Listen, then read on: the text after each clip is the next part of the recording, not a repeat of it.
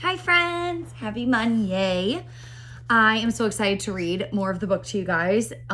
Guess what though? Today when I went on a run, I fell. So annoying. So my leg has like all sorts of road rash on it and my ankle is hurting and I'm just like, why am I so clumsy? Oh my gosh. Anyway, okay. So, X-Ray just asked for more money from Armpit. Okay. Despite all his efforts, so remember, he didn't want to be sweating. Armpit didn't want to be sweating at school because he liked a girl named Tatiana. Despite all his efforts, he was sticky with sweat after walking the 5 blocks from home to school. At 8:55 in the morning, the temperature was already in the mid-80s, and the humidity made it seem even hotter. Tatiana had her back to him when he entered the room.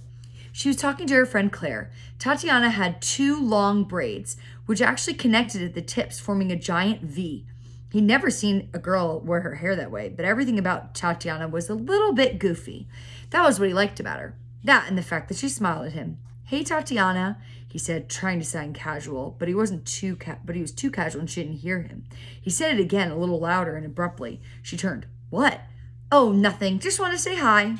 "Hi," she said, but without the smile. Speech class always made him nervous, even when there was no speech due. Coach Simmons sometimes called on students to speak extemporaneously, basically like spur of the moment.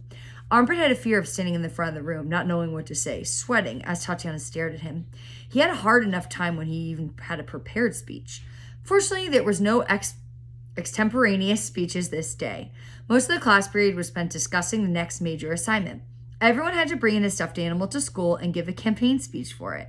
Then there'd be an election to see which stuffed animal would be elected ruler of the world. I don't even have a stuffed animal," Armpit said aloud as he walked out of the classroom. There was a laugh, then just a little bit of a snort mixed in with it. "You are so funny," Tatiana said, touching his arm. He didn't even know she was there and hadn't tried to be funny, but she was glad he was. "I hear you're going out for football next year," she said. "No, I just wanted Coach Simmons to think that. He gives better grades to football players." "So you lied to him?" said Tatiana. "Isn't that kind of cheating?" Armpit shrugged. "How could it be cheating? It was unfair the coach gave better grades to football players, and he was just trying to even things out." However, by the time he put these thoughts together, Tatiana had already walked away. His other class was economics. Armpit liked Mr. Warren, a bald-headed white guy, but he had trouble understanding all the graphs. Somehow, by looking at the graphs, he was supposed to be able to tell what would happen to the price of a cup of coffee if there was a drought in Brazil. It made about as much sense to him as $55 tickets costing $60. Part of his problem was that half the stuff Mr. Warren talked about had nothing to do with the assignments. "I have a $10 bill," Mr. Warren said, taking it out of his wallet and holding it in the air. "I'll sell it to the highest bidder. Do I hear 50 cents? Armpit wasn't sure what he meant by that, and he wasn't the only one. Most of the class seemed confused, but then Matt Kapak, a kid in the front row, offered 50 cents. Going once, going twice. "Wait a second," said the girl who sat next to Armpit. "You mean you're going to sell your $10 bill to Matt for 50 cents? "Yep," said Mr. Warren, "unless I get a better offer." "Sure, I'll give you 60 cents for it," said the girl. Someone offered 75 cents, then $1, and before long it was up to $9.99. And then someone bid $10, trading his $10 bill for Mr. Warren's. There was a lesson in all that, but Armpit wasn't quite sure what it was. "One year, I actually sold it for $10.10, Mr. Warren told the class. 1,800 miles away, Cara de Leon was getting her own lesson in economics. "I just want the money. I just want to know how much money I made so far," she said. "It's not that simple, dear," said her mother. "I'm not asking you," said Cara. Her mother had on an aqua and indigo silk jacket with a small sapphire pin to the lapel.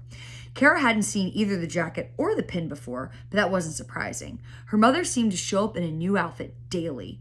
"I can't give you exact figures," said Jerome Paisley, Cara's agent and business manager. He had just returned from the hotel's health club and was still wearing his running shorts and a V-neck undershirt. A large gold chain hung around his neck. He had a big forehead and a puffy face. At one time, he'd been a pro baseball player, although, except for 18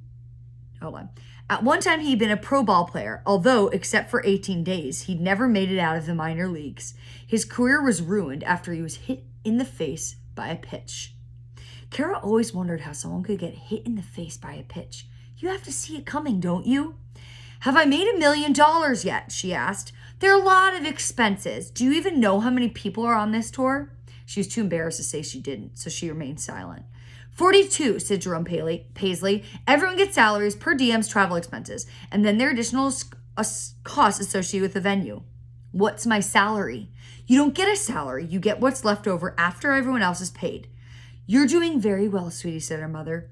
How much does Doofus get paid? Kara asked. I told you not to call him that, said her mother. I just want to know how much you have to pay a babysitter. Fred gets $1,400 a week plus expenses, said her business manager, her mother's husband. That's actually a pretty good salary.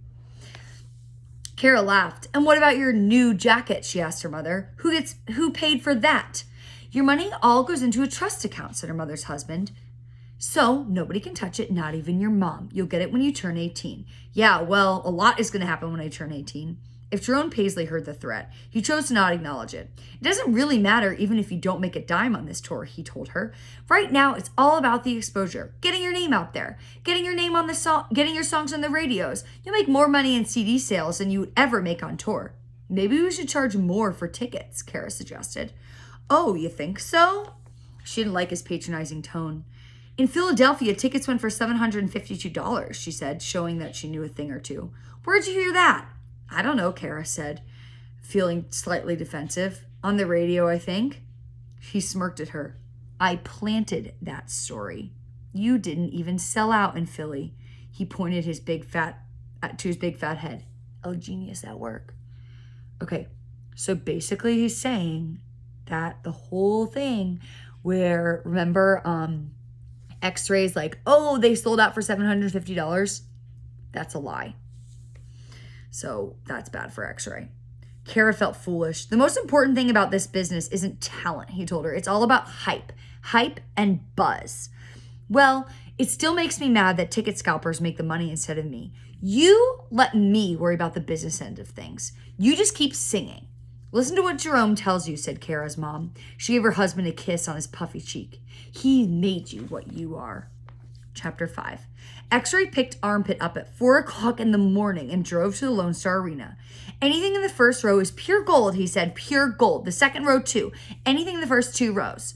Armpit brought his economics book along. He knew he'd probably miss speech, but there was a test in econ and he couldn't afford to miss that.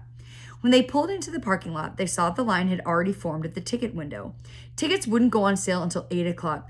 Man, I told you we should have spent the night here, X-Ray said. You never said that. Well, I thought it. They got in line. There were already 29 people ahead of them in line. X-Ray counted twice. Armpit lay on his back in the gravel parking lot with his eyes closed. His economics book was his pillow. He planned to study when there was enough light. A piece of gravel dug into his back, but the more he tried to smooth it out, the worse he did, so he did the best he could to ignore it. Somebody in line had brought a boombox, the Fountain of Youth. Cara DeLeon's CD was playing. Armpit was laying there, his eyes closed, only half listening, when he suddenly heard her song. These shoes, these jewels, this dress, a perfect picture of success. Oh, you would never guess, Armpit, a damsel in distress. At least that's what it sounded like. Save me, Armpit, a damsel in distress? He sat up. Did you hear that? Hear what? Asked X-Ray. Never mind. If he told him, X-Ray would never let him live it down. Why would she sing Armpit? It was impossible. There's no possible way. He must have fallen asleep for a second and dreamed it. In line, there were 5 men. In line behind them were 5 men who seemed especially dirty and ragged. Armpit must have guessed they were street people, except for the fact that they were waiting in line to buy $60 tickets. From the way they smelled, he thought maybe they work for the sanitation department and come here after work. I'm thinking the 3rd row, X-Ray said. 3rd or 4th. Okay, remember before he was like 1st or 2nd. As long as you're somewhere in the first 5 rows were golden. Armpit looked at the people in line ahead of him. Nearly all of them were white, even though Cara DeLeon was African American. Several of them wore shirts and ties. I don't know, he said. If everybody buys 6 tickets, not everyone's going to buy 6 tickets, X-Ray interrupted. Besides, you don't really want to be that close. It's better to be a few rows back. The best seats are between row 3 and 7. Those are the ones that will bring in the money. X-Ray makes me so anxious. Oh my gosh. Okay, so we're going to find out what ends up happening with buying the tickets tomorrow. See you later, guys.